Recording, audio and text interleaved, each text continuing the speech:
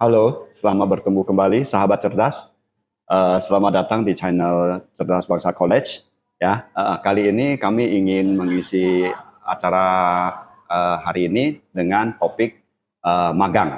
Ya, kebetulan kita ditemani oleh Jeffrey Nicholas yang sudah menjalankan magangnya selama belajar online. Jadi Jeffrey belajar magang di Indonesia. Ya, Jeffon adalah mahasiswa dari Zhejiang University untuk jurusan System Information Management.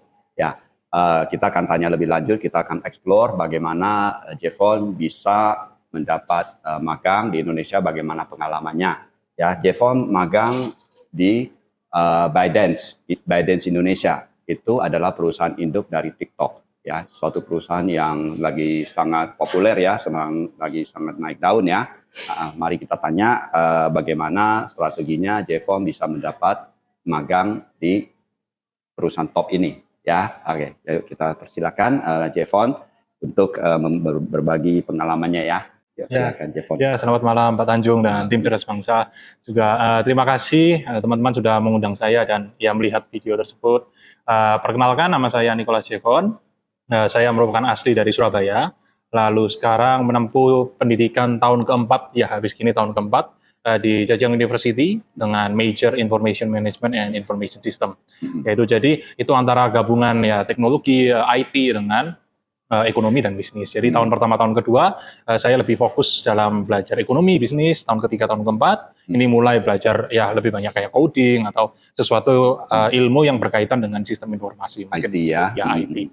Ya, jadi mungkin itu perkenalan singkat dari saya. Lalu mengenai magang ya, benar ya Pak? Magang, betul. Ya, jadi saya pertama-tama dari kampus memang mengharuskan kami untuk magang gitu. Karena mungkin pihak kampus juga melihat bahwa tidak hanya pendidikan saja yang penting ya, tapi pengalaman kerja apa itu akan menambahkan nilai plus kita pada saat kita lulus ya. Nah, pada awalnya memang kami semua berencana magang di China karena seharusnya kami kalau tidak ada corona magang di sana. Ya, kalau secara lancar. Nah, tapi karena COVID ini jadi kebanyakan mahasiswa Indonesia itu pada pulang pada tahun 2020. Nah, begitu. Nah, sejak saat itu kami juga akan melakukan banyak online learning gitu ya. Dan juga saya kan tahun ketiga juga harus mengambil magang. Nah, jadi kalau misalnya magang yang di Indonesia itu memang banyak teman saya dan termasuk saya itu mencari sendiri Pak. Karena guru-guru China itu biasanya hanya provide atau punya koneksi dengan perusahaan-perusahaan China. Ya, jadi mungkin teman-teman Chinese yang di sana, orang lokal di sana, mereka mendapatkan rekomendasi dari gurunya. Sedangkan yang pulang ini orang Indonesia, bukan orang Indonesia aja, orang internasional itu harus nyari magang sendiri di negaranya sendiri. Jadi itu menambah kesulitan kami juga sih. Harus proaktif sendiri mencari begitu. Jadi bagaimana strateginya sehingga bisa masuk ke perusahaan yang prestis ini? Oh iya, jadi memang pada awalnya memang saya ingin mencari company China. Karena saya kan menggunakan Chinese Stout ya, jadi pakai bahasa Mandarin dalam perkuliahan. Dan saya merasa sangat sayang sekali kalau nggak menggunakan Mandarin pada saat pekerjaan. Jadi saya mencarinya memang yang Chinese company.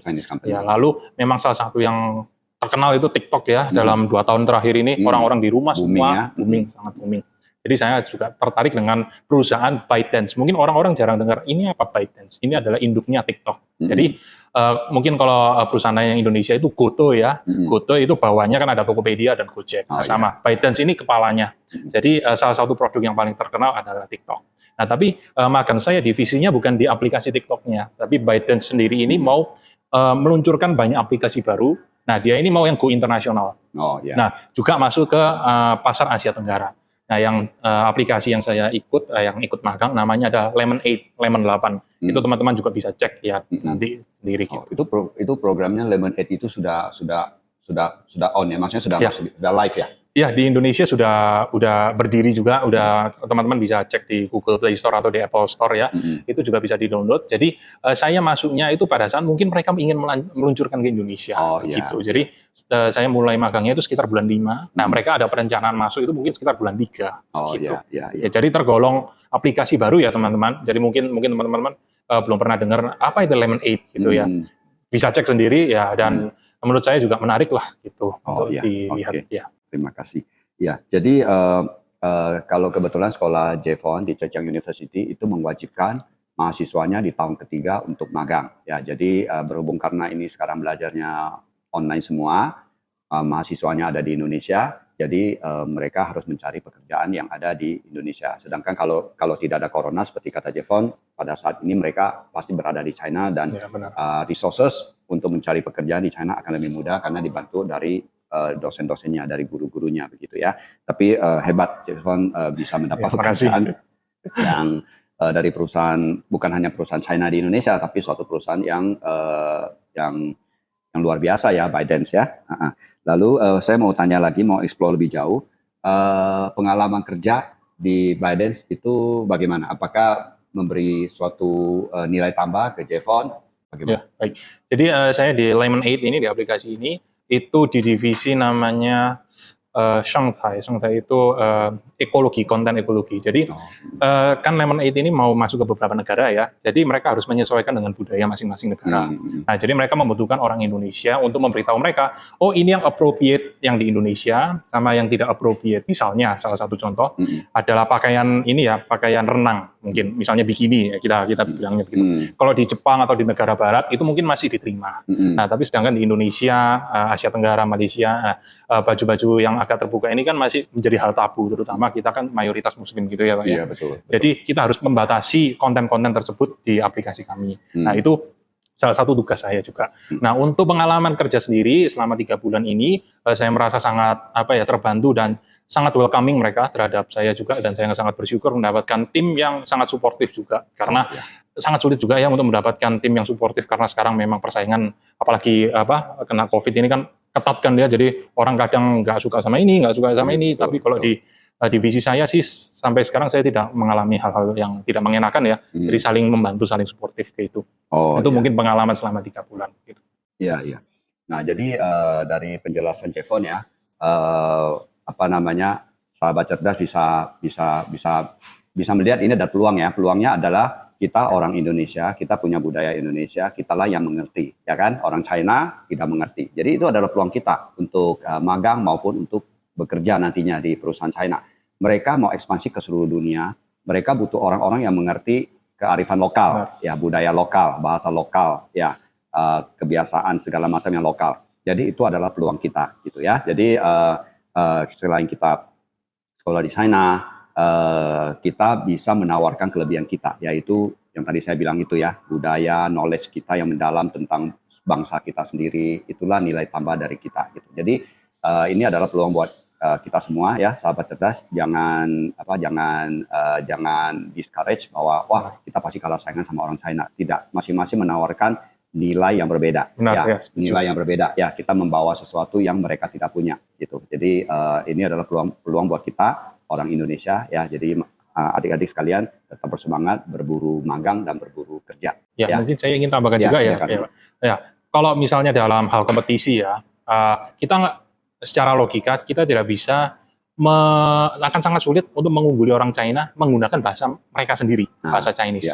Jadi kita jangan ingin menang di hal yang pasti mereka menang. Apalagi bahasa ibu mereka bahasa Mandarin kan, kita bahasa ibunya Indonesia.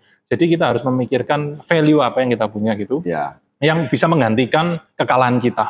Betul. Jadi itu teman-teman harus explore sendiri, harus banyak-banyak lihat YouTube misalnya, atau lihat video pembelajaran, video pengalaman hidup dan lain sebagainya gitu. Jadi jangan, saya pun juga pertama-tama juga takutnya begitu, kalah saing sama, kalah pinter sama orang China. Nah, tapi saya juga berubah kayak perspektif itu. Ya memang saya nggak bisa mengalahi mereka dalam hal IQ atau dalam hal bahasa China ya, bahasa Chinese. Tapi saya bisa menawarkan hal yang lain, yaitu mungkin budaya Indonesia dan lain sebagainya. Berarti mereka punya strength-nya sendiri, mereka punya kekuatan sendiri di satu pihak kita, tapi kita punya kekuatan sendiri juga gitu ya. Jadi kita harus mengeksplorasi apa kekuatan kita, itulah yang kita majukan gitu ya. Begitu. Oke, pertanyaan terakhir Jevon, apa pesan kepada teman-teman kita ini yang menonton channel kita, apa pesan agar mereka bisa lebih sukses berkuliah di China?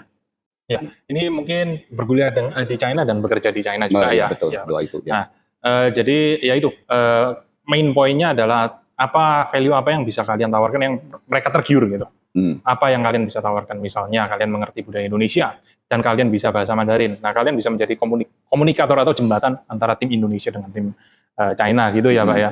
Nah, value apa? Atau misalnya kalian memiliki art yang unik yang di China mungkin kaligrafi atau apa yang kalian bisa tawarkan. Nah, itu kalian harus eksplor diri sendiri, mengerti kekuatan dan kelemahan masing-masing begitu. Nah, yang kedua juga harus pintar-pintar membangun relasi juga. Lalu saya sarankan juga teman-teman untuk mulai ini ya, menggunakan aplikasi LinkedIn untuk mencari pekerjaan secara profesional gitu ya. Karena memang situsnya atau aplikasinya ditujukan untuk mahasiswa atau orang yang sedang mencari pekerjaan. Jadi lebih baik explore LinkedIn atau LinkedIn versi China atau website-website company itu harus sering-sering lihat. Siapa tahu ada pengumuman terbaru dari mereka begitu. Oh iya, ya. Jadi intinya adalah kita harus stay proaktif lah ya, proaktif dan mapping kita punya kekuatan apa, itulah yang kita jual, itu yang kita tawarkan. Benar. Ya. Mungkin ada lagi yang mau ditambahkan? Oh iya, juga ingin menambahkan sedikit. Mungkin teman-teman ingin reach out ke saya atau berkenalan dengan saya ya gitu ya Pak. Ya. Mungkin salah satu medianya juga bisa melalui LinkedIn, yaitu ketik saja nama saya Nicholas Jevon. Lalu nanti akan muncul page saya, nanti bisa add friend atau add connection ke LinkedIn saya. Ya. Wah, ini Jevon baik sekali ya. Dia membuka link untuk dihubungi secara pribadi ke LinkedIn-nya, agar sahabat cerdas bisa bertanya lebih lanjut. Kalau memang ada pertanyaan yang belum tercover di sini ya, strateginya, suka dukanya barangkali ya, bisa langsung reach ke Jevon. Ini kita apresiasi sekali. Jevon mau bersedia dihubungi, mau berrepot-repot. Enggak repot-repot. Soalnya tujuannya kan juga satu ya, biar anak-anak juga bisa balik ke China dan ya berkarir membanggakan Indonesia lah di China. Oh, iya. Udah kangen 17-an di sana Pak, buka-buka booth apa itu ya. Bagi-bagi makanan ke orang China itu kayak mereka makan Indomie itu kan senengnya kayak gitu kan. Jadi ya semoga bisa cepat kembali dan ya. Mungkin maksudnya Jevon tuh baju batiknya yang udah disiapkan mau dipakai di China. Iya benar, udah beli banyak ini. Pakai gitu. Iya, 17-an kemarin di mana? Bukan di China. Nggak bisa pamer gitu Pak. Iya.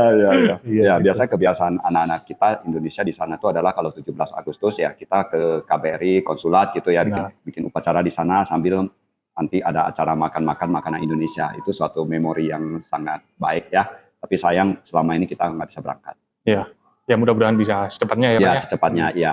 Mengenai keberangkatan, ini ngomong-ngomong soal keberangkatan, kita ada bikin video satu lagi tentang keberangkatan ke China ya. Kalau adik-adik pengen tahu seluk-beluk dan informasi yang lebih akurat tentang berangkat ke China, bisa lihat di video kita yang satunya lagi ya. Semoga adik-adik bisa segera terseleksi, terpilih untuk segera berangkat sekolah ke China. Ya, benar ya. Itu harapan kami semua juga.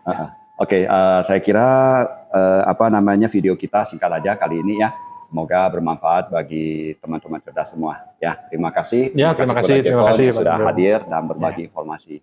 Terima kasih. Terima kasih.